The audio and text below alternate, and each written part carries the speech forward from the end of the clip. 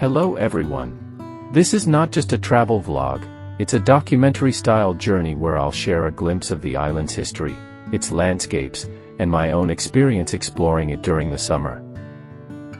Our journey today begins in Oak Bay, near St. Stephen, as I drive towards St. Andrews by the sea. As I get closer to St. Andrews, I nearly miss the turnoff for Minister's Island. Instead, I continue further until the road ends at a T-junction. To the right, the road leads into the town of St. Andrews. But just a very short drive to the left, you'll notice a signboard marking the route to Minister's Island. From there, you need to take the next right turn, which brings you onto the narrow road that leads directly to the island, my destination today.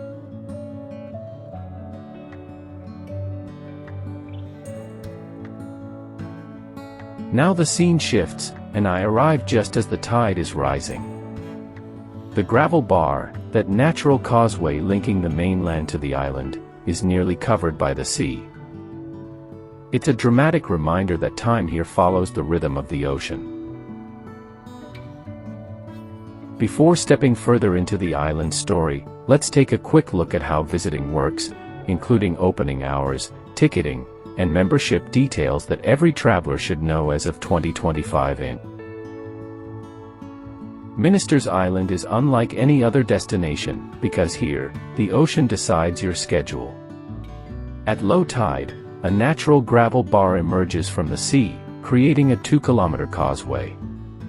For just a few hours each day, this path becomes your road, whether by car, bicycle, or on foot. But when the tide rises, the ocean swallows it back, and the island is cut off once again. Nature always has the first word, and the last. That's why planning is essential. Before you set out, check the official Minister's Island website or simply type Minister's Island open hours into Google. There, you'll find the daily tide schedules, because the window of access changes every day. Tickets can be purchased online in advance through the official website, where you can buy them on arrival at the island entrance. And remember, there's more to Minister's Island than just sightseeing. Depending on your timing, you can enjoy guided tours, arrange special group events, or take on light hikes along the trails that crisscross the island's 500 acres. You'll find gardens, breathtaking coastal viewpoints, and quiet corners perfect for reflection. Welcome to Minister's Island. In this video, I'll guide you through the rooms, the history, and the stories that make this place so special. The island's story begins long before Van Horne, with the Passamaquoddy people, who lived here for over 2,500 years. They fished, hunted, and cultivated the land in harmony with the tides and seasons. Their legacy is preserved in the island's archaeological exhibits, reminding us of a time when this land was a vital part of the natural and ecosystem.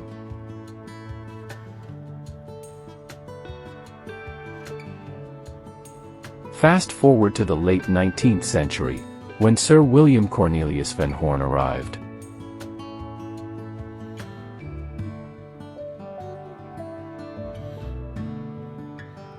Van Horne, a visionary railway executive, was responsible for completing Canada's first transcontinental railroad, a feat that united the country from the Atlantic to the Pacific.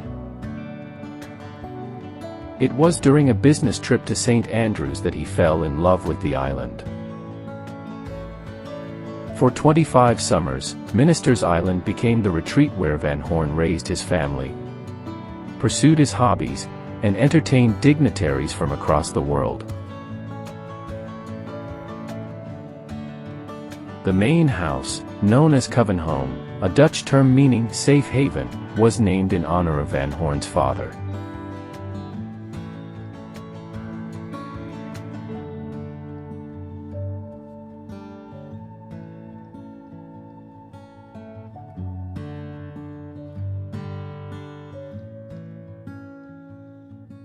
Over the years, the estate grew to include 50 luxurious rooms, farmland, gardens, a swimming pool, tennis courts, and homes for the staff who maintained this island paradise.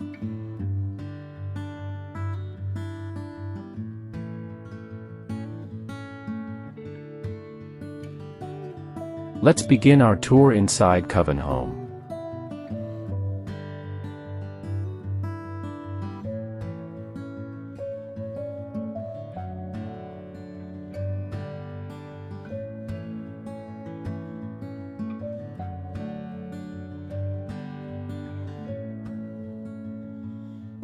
Starting on the left side, you'll find the gift shop and the video tour room.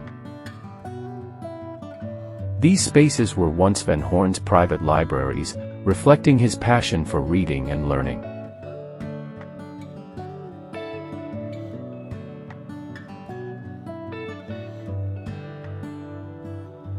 Imagine walking these halls while Van Horne explored his books or practiced his violin.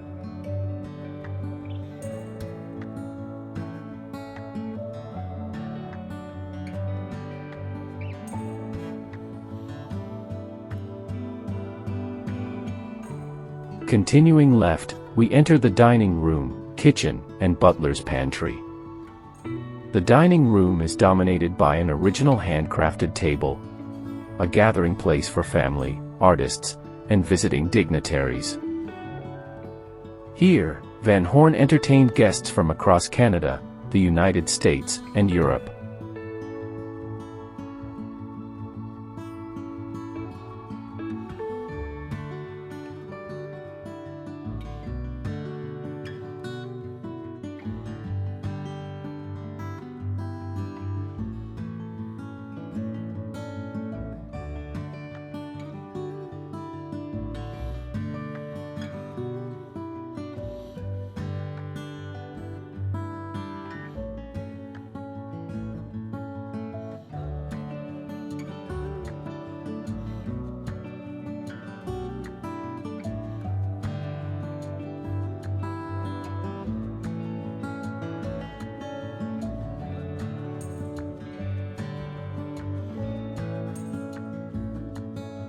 This is the butler's pantry, the working heart between the kitchen and the formal dining room. Here, the butler and staff polished silver, stored fine china, and prepared the settings for Van Horne's many dinner parties. Everything had its place, and every plate and goblet had to gleam before it reached the table upstairs. In a house that often welcomed dignitaries, railway investors, and artists, the butler's pantry was a nerve center of precision and order. Here in the kitchen, the cook, often called the chef, oversaw daily meals for the family, as well as grand feasts for visiting guests.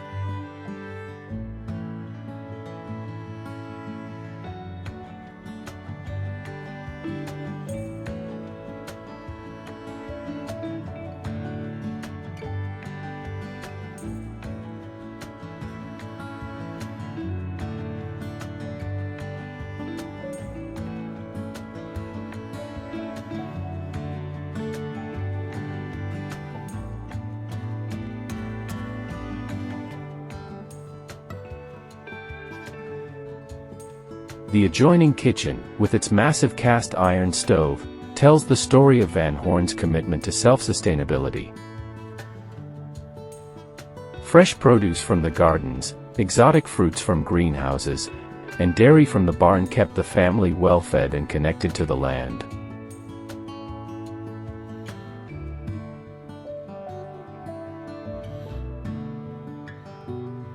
The back stairs lead us to the second-floor quarters, where the household staff once resided.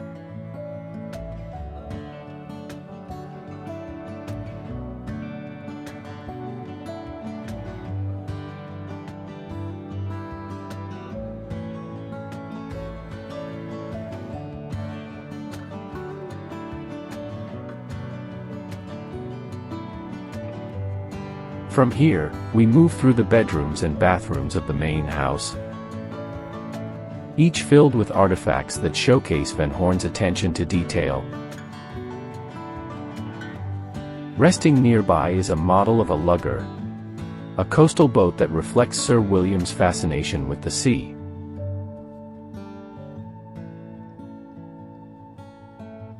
His family's lifestyle, and the era's elegance. He and his wife Lucy Becky shared 48 years of marriage, raising 3 children.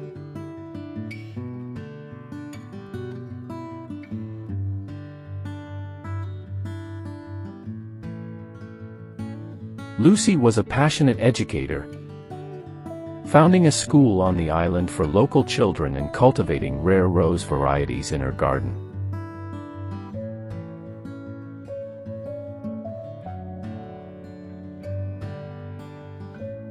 Their eldest child, Annie, nicknamed Addie, shared Van Horne's love for art and community. She gifted St. Andrews with a Boy Scout clubhouse and a new gymnasium.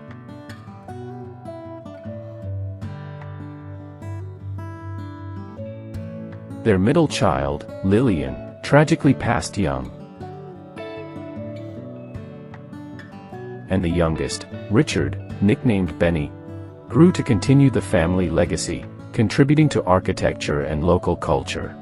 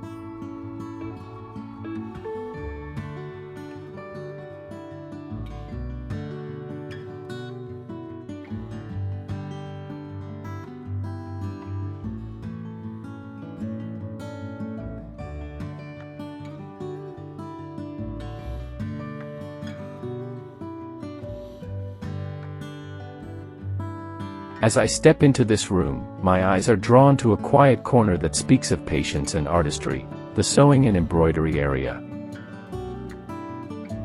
Here, an old sewing machine sits proudly, a reminder of the countless hours spent mending clothes, stitching linens, and creating fine embroidery that once filled this house. On the wall, framed examples of embroidery show different stitching styles, from delicate cross stitches to flowing floral patterns, each one carefully made by hand.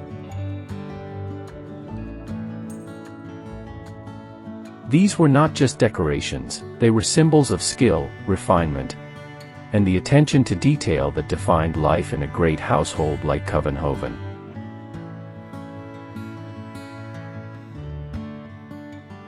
During the late 19th and early 20th centuries, embroidery was more than a pastime.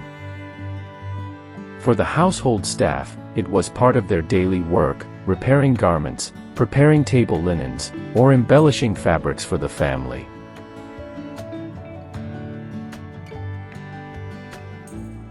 For women of the house, it was also a mark of education and refinement, a way of showing patience, creativity, and discipline.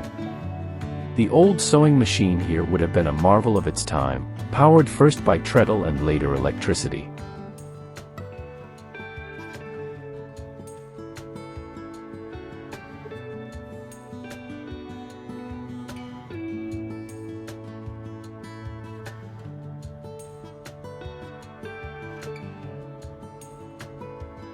Just after Annie's room, I stepped into this beautiful space.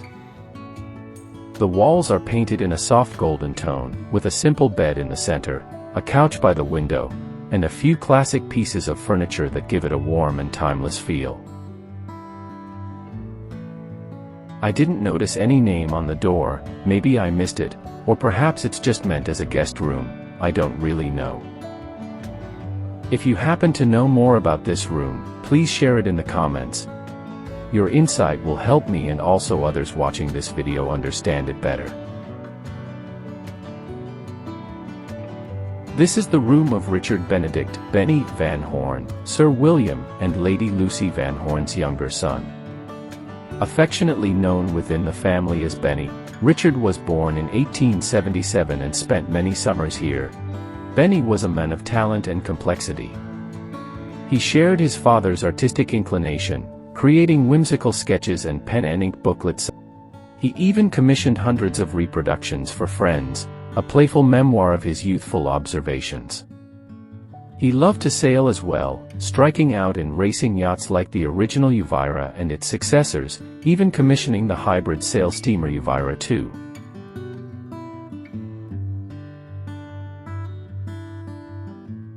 Welcome to Addie's room, the heart of Covenhoven's upstairs quarters. Adeline, lovingly known as Addie, was the cherished only daughter of Sir William and Lady Lucy Van Horne. The yellow hue and petite sofa evoke a sense of youthful grace and familial warmth, a private haven tucked within the grandeur of this magnificent summer estate. Addie was more than a resident. She was the island's steward after her father's passing in 1915 and continued to return each summer until her own passing in 1941. In this room, one can almost hear echoes of her laughter, her artistic passions, and her deep connection to the garden-laden vistas beyond those windows. This is the Blue Nursery, the youthful realm of William Cornelius Van Horne Jr., the beloved grandson of Sir William, born in 1907. The pale blue walls, dotted with toys and soft furnishings, reflect the innocence and joy that children bring to a home.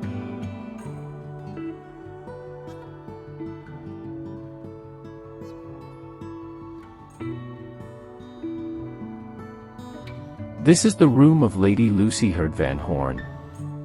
Known affectionately as Lucy, Sir William Van Horne's devoted partner in life and in the creation of Ministers Island's beauty. Though documentation of the exact decor is scant, this softly hued chamber, the pinks and creams, evokes her nurturing spirit and her cultivated taste. Lucy was not merely a hostess but a visionary. She nurtured the school she founded for local children and curated the island's famed rose garden and greenhouses. While Van Horne handled business and railroads, Lucy brought warmth and education to the estate, her influence touching every corner of the home.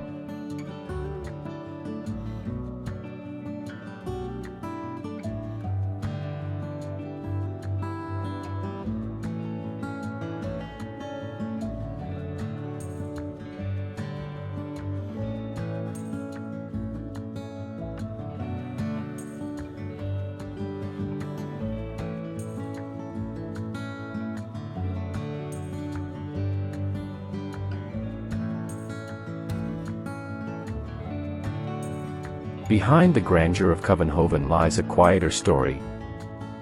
The story of those who kept the household running smoothly, every hour of the day.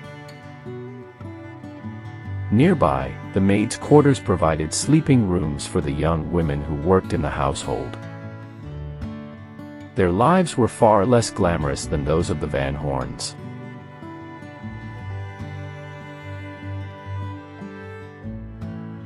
Early mornings, long days of laundry, cleaning, serving, and tending fires filled their routine.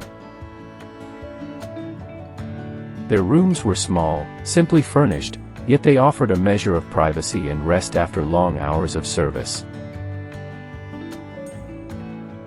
Together, these spaces remind us that Covenhoven was more than just a family retreat. It was a living estate, powered by the dedication of cooks, maids, and servants whose work made the elegance of the house possible. Behind every polished room upstairs, there was a team downstairs ensuring perfection.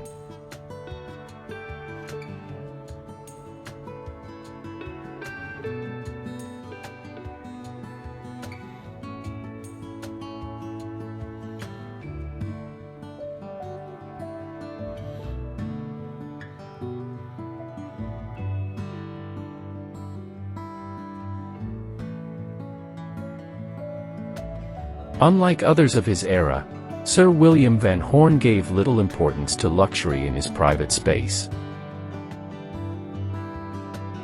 While many of his peers enjoyed grand bedrooms with lavish furnishings, his own room was small, painted softly in cream, with only a modest bed. He believed in working more than resting, often sleeping just 3 or 4 hours a night before returning to his art, his planning, and his business. This humble room reflects a man who poured his energy more into creation, not comfort or luxury.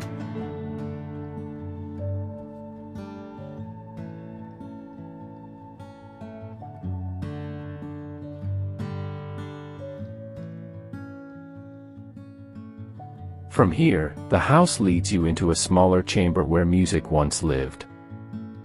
A piano, and later an organ, stood here, filling the island retreat with melodies that softened the edges of business and reminded the family of culture and beauty. Just next door lies the Red Room, more intimate and steeped in history.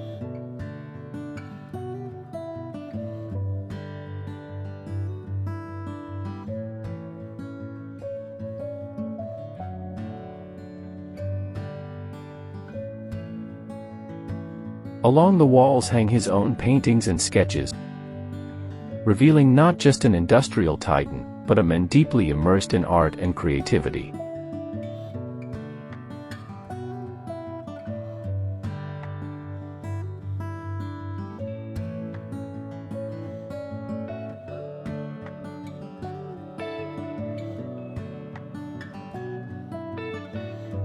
At its heart stands a cabinet dating back to 1642. Its craftsmanship a testament to centuries of tradition.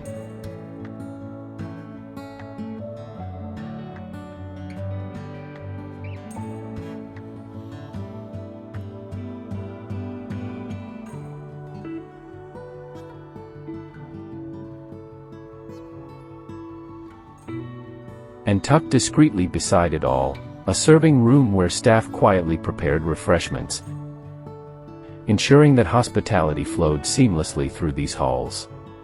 This is the billiards room, its walls painted a rich shade of blue. Here, evenings would stretch late into the night, with the click of balls across the green felt table, the low hum of conversation, and the laughter of guests. Notice here, a large billiard table, but why is it covered with this heavy white cloth? At first, you might think it's only to keep away the dust. But no, it's more than that. The cloth is used to protect the richness of the green felt beneath, shielding it from sunlight and indoor lighting that would fade its color. And I could see the difference right away, the deep, original shade against the faded part. Look around too, the cues, the old playing sticks. They might not be the originals, I was told they were donated, but still, they carry their own history. They're not the shiny new versions you'd find today, but well-kept reminders of another era.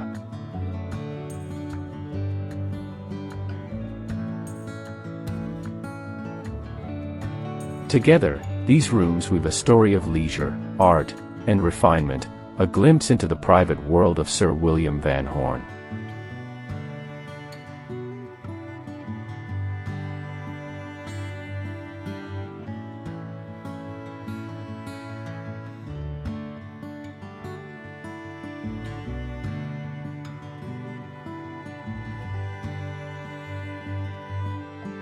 As we leave the grand house of Covenhoven, with its elegant rooms and stories of family life, our path now leads toward the sea.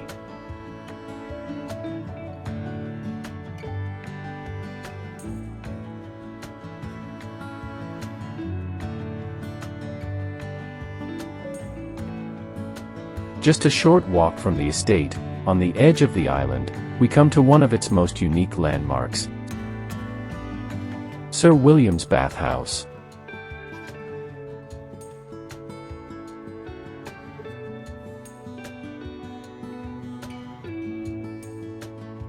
Perched right on the shoreline, this stone retreat was designed for leisure, privacy, and the enjoyment of the Bay of Fundy's remarkable tides. The bathhouse, built of local stone, looks outward over Passamaquoddy Bay. But the most fascinating feature is just beside it, a natural rock basin that fills with seawater at every high tide. Twice a day, the ocean itself rushes in, transforming this hollow into a private saltwater swimming pool.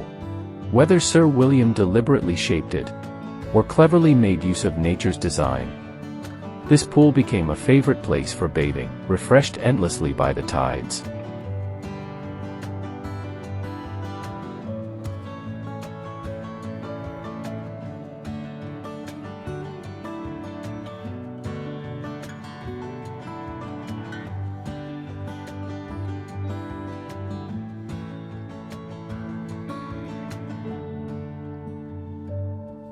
Beneath the bathhouse are several small rooms. Cozy, functional spaces where family members and guests could change into bathing clothes, rinse off, or simply retreat from the sun.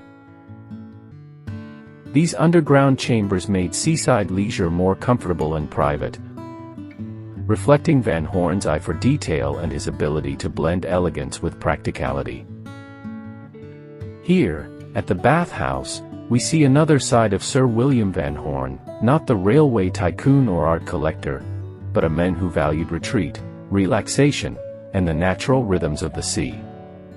From the grandeur of Covenhoven to the quiet simplicity of this seaside escape, Minister's Island continues to reveal its many layers of history.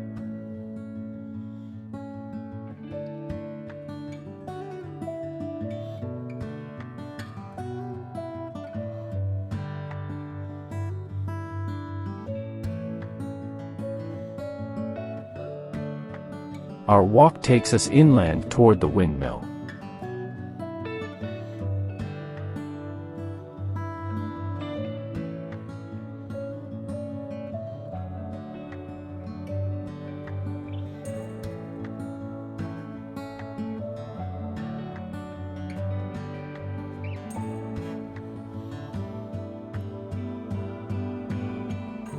This tall structure wasn't merely decorative, it pumped water to Covenhoven, the stables, and the gardens.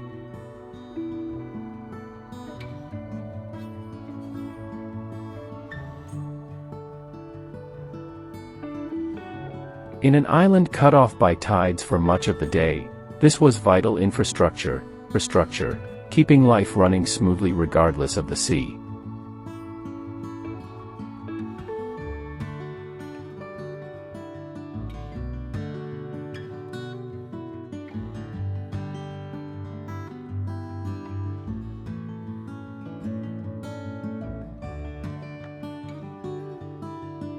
Adjacent to the windmill stands the carriage house.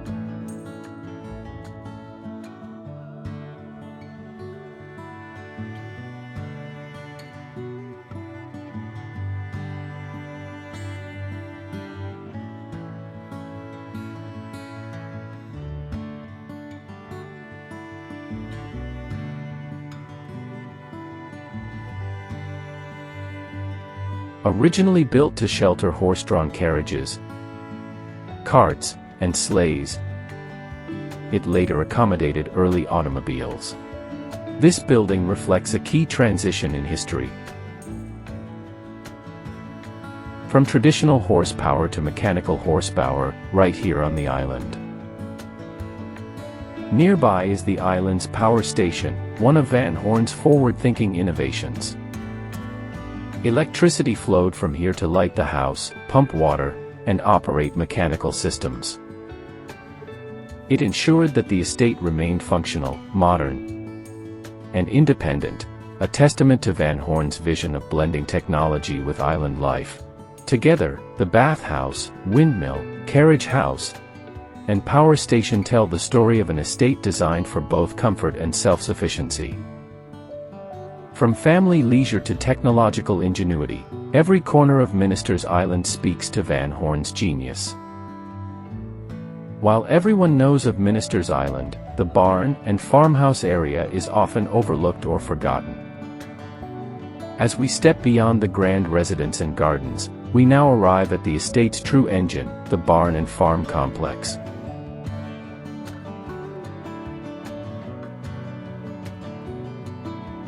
Yet, here lies a rich chapter of the island's story, the working farms, the prize-winning Clydesdales, the livestock, and the tools that made this estate self-sufficient.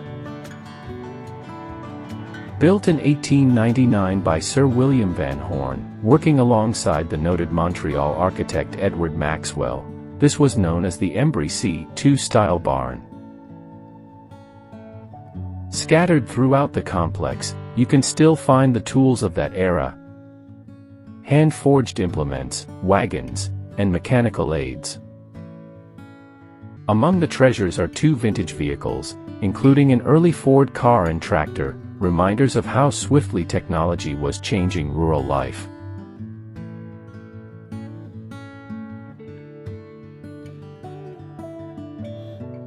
Two cylindrical silos stored vast quantities of grain. Ventilation systems carried fresh air through the lofts. Below, there were specialized wings for horses, cattle, pigs, and poultry, each kept in conditions reflecting Van Horne's desire for order, health, and efficiency. The barn was not just a place to work, it was a statement, a symbol of innovation. The design was practical and modern for its day.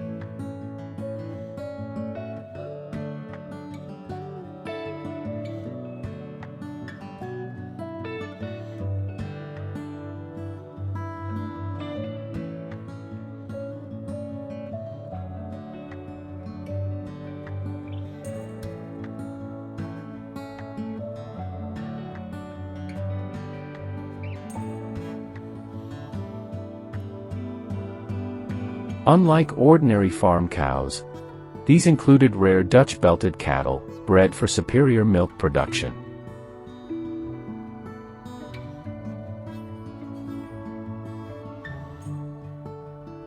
The dairy barn fed directly into the estate's creamery, where scientists and farmhands experimented with ways to improve butter, cream, and cheese. At a time when refrigeration was still developing, this estate had systems for cold storage, milk separation, and butter churns, all considered advanced farming technologies at the dawn of the 20th century.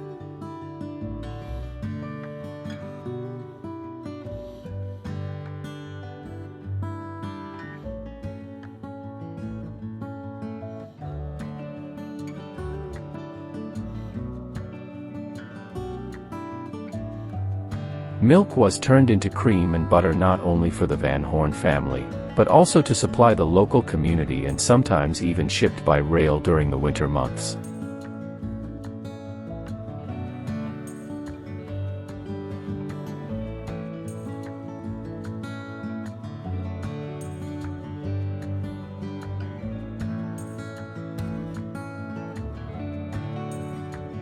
This wasn't just farming for survival, it was farming as progress.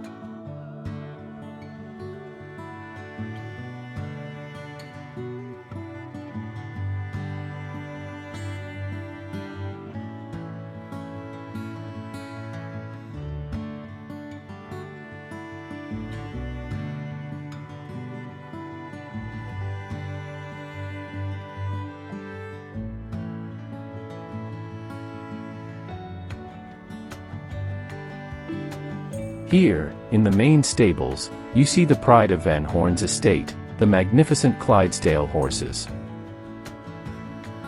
These were no ordinary farm horses. Towering in size, standing over 6 feet tall at the shoulder, and weighing as much as 1,800 pounds. These gentle giants were both beautiful and powerful. Their feathered hooves and muscular frames made them ideal for pulling carriages, plows, and wagons.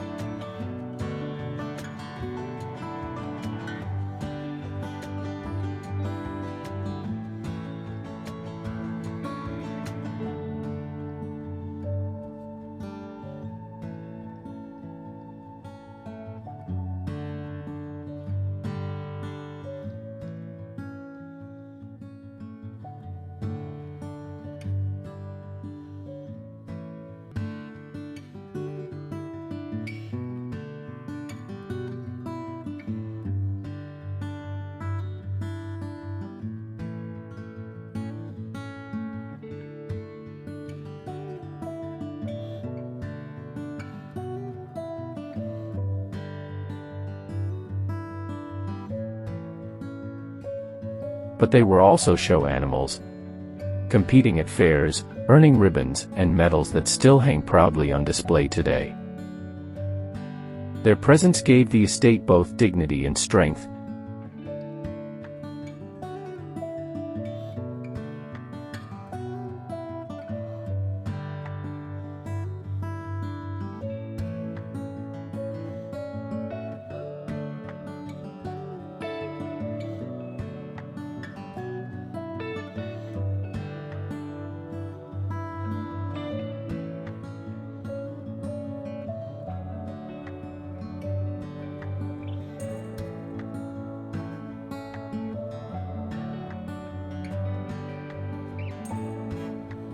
For Van Horne, progress was always welcome, and he combined horsepower with machine power to create one of the most advanced farms of its kind. The walls still whisper stories of competition. Medals, badges, and certificates tell us how Van Horne's horses and cattle dominated agricultural fairs. Each prize was more than a ribbon, it was proof that Minister's Island was a place where excellence was bred, nurtured, and celebrated.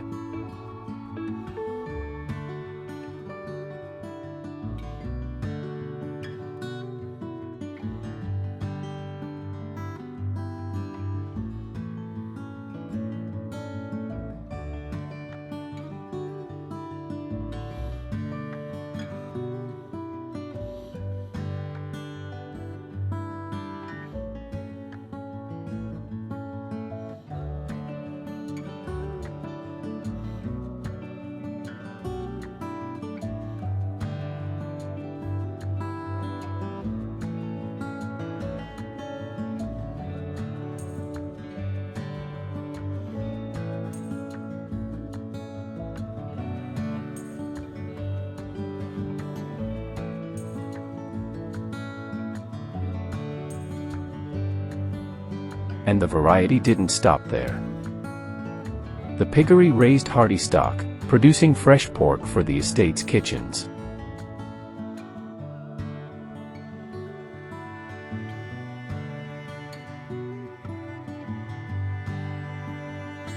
Chickens clucked in their coops, supplying a steady stream of eggs. Together, pigs, poultry, cattle, and horses created a self-sustaining ecosystem. Nothing was wasted. Grain became feed, manure became fertilizer, and the cycle of life kept the island thriving. Here, Van Horne and his farm managers weren't just farmers, they were experimenters.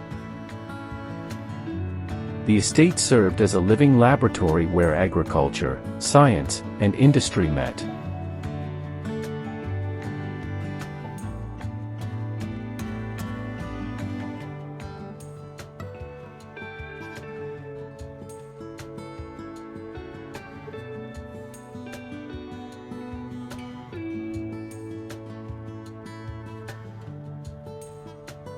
From the farmhouse, the story of Minister's Island continues outward, stretching into the landscape itself.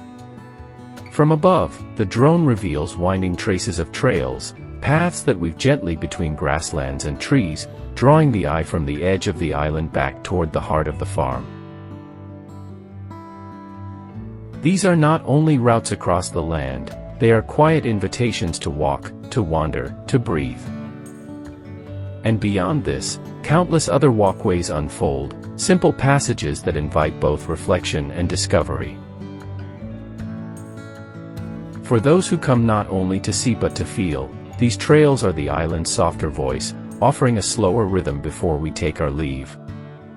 And so, as the passage narrows and the island recedes behind, we find ourselves not only at the end of a visit, but at the threshold of memory, carrying with us the silence, the history, and the gentle paths of Minister's Island. As we follow the trails away from the farmhouse, the island gradually unfolds its final secrets. Soon after the entrance, to the right, one such trail emerges. A narrow passage, sheltered on both sides by trees and bushes. Many call it a dust-free, pollution-free trail, where the air feels cleaner, fresher, as if nature itself is guiding each step. Each corner tells a tale of dedication, innovation, and life lived in harmony with nature. As you watch this video, know that I've done my very best to capture the essence and beauty of Minister's Island, its history, its people, and its landscapes. But no recording, no matter how detailed, can fully capture the experience of being here. To truly understand the heritage, the culture, and the stories that echo across this island, you must visit in person. Walk the pathways, feel the tide beneath your feet, explore the rooms and stables, and let the island reveal itself to you. Each visit will uncover something new, a hidden detail, a forgotten story, a connection to the past. As we leave Minister's Island, take a look at the path ahead. You can see how the water is already starting to rise, slowly covering the path, part of it still open, part of it already claimed by the tide. It's a gentle but clear reminder that timing is everything when visiting this place. I hope this video helps you enjoy Minister's Island and plan your visit to cover everything it has to offer. If you liked this video, please like, share, and support. I'm a small creator, and your support means a lot. Thank you so much to everyone for watching, and may your visit to Minister's Island be as unforgettable as the stories it holds.